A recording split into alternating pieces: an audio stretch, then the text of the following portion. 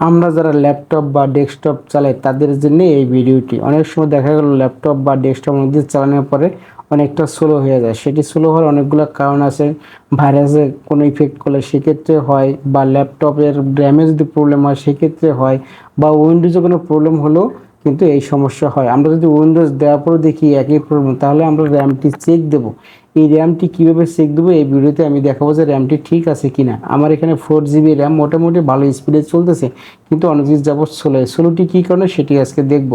আমরা শুরুতেই কি করব, আমরা সার্চ বাটনে যে রান লিখব, রান আইকনটি নিয়ে আসবো। সেই ক্ষেত্রে আপনার 7 ক্ষেত্রেও একই নিয়ম আপনারা অবলম্বন করবেন। এবং রানে যাওয়ার পরে আমরা একটি কোড লিখব, এই কোডের মাধ্যমে আমরা র্যামটি চেক দেব।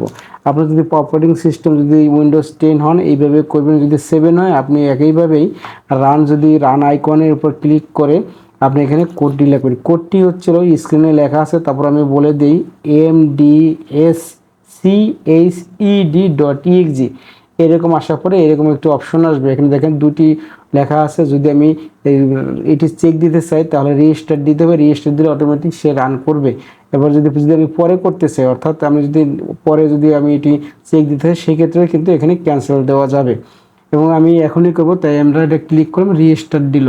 এই রিস্টার্ট হওয়ার পরে দেখেন এখানে কিন্তু র্যাম চেক দিতেছে, অর্থাৎ দুইটা পার্ট এখানে র্যাম চেক দেবে। প্রথম পার্ট এখানে হচ্ছে 1 2 3 করে এরকম বাড়তেছে।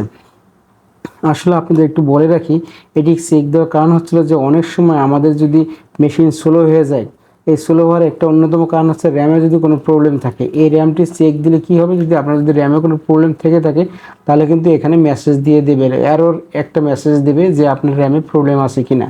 এর যদি প্রবলেম থাকে তাহলে আপনি র্যামটি চেক করে চেঞ্জ করে নেবেন, তাহলে দেখবেন যে আপনি অনায়াসেই আপনার আগের মতো স্পিড চলবে এবং আপনার যে কাজগুলো করেন স্বাভাবিকভাবে কাজগুলো করতে পারবেন। সেক্ষেত্রে অবশ্যই র্যামটা চেক দেওয়া প্রয়োজন।